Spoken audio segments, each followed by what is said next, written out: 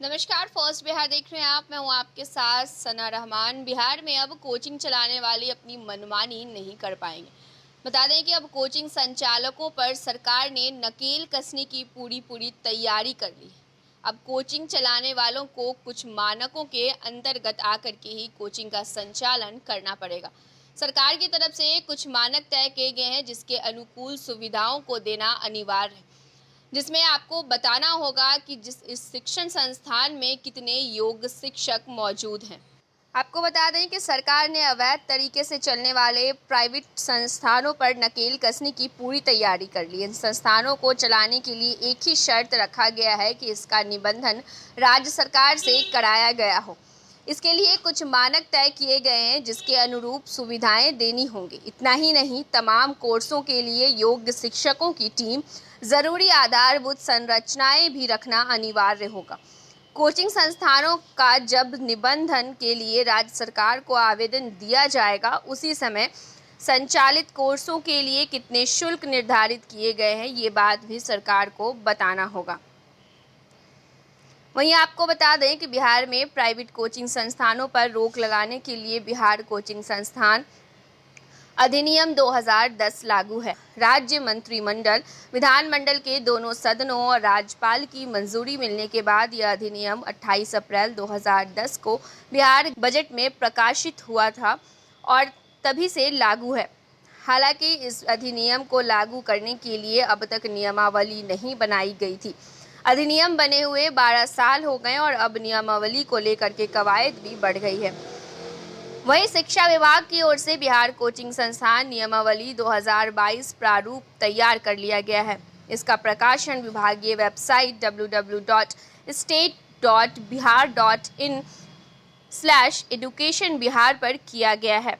माध्यमिक शिक्षा निदेशक मनोज कुमार ने अपर मुख्य सचिव के हस्ताक्षर से जारी नियमावली प्रारूप को लेकर सभी हितधारकों के लिए आम सूचना भी जारी कर दिया है और 31 मई तक सुझाव मांगे हैं। अपना सुझाव देने के लिए निदेशक माध्यमिक के ईमेल आईडी directors.edu@gmail.com पर जाएं। बिहार कोचिंग संस्थान नियमावली 2022 लागू होने के 30 दिनों के भीतर पहले से संचालित हो रहे सभी कोचिंग संस्थानों को तय प्रारूप में रजिस्ट्रेशन के लिए पंजीकरण समिति के समक्ष आवेदन करना होगा। आपको बता दें कि रजिस्ट्रेशन के लिए 5,000 का शुल्क रखा गया है, जबकि अपग्रेडिंग कराने में 3,000 लगेंगे। आवेदन के साथ इस सिलेबस को कंप्लीट करने का समय, फीस और भौतिक संरचना की सूचना भी देनी होगी। वहीं जो नियमावली प्रस्तावित किए गए हैं उसके अनुसार बिना रजिस्ट्रेशन या अपग्रेडिंग कराए कोचिंग का संचालन अपराध माना जाएगा। इसके अलावा अधिनियम की विशिष्टताओं या किसी अन्य प्रावधान का उल्लंघन नियमावली के मुताबिक अपराध होगा।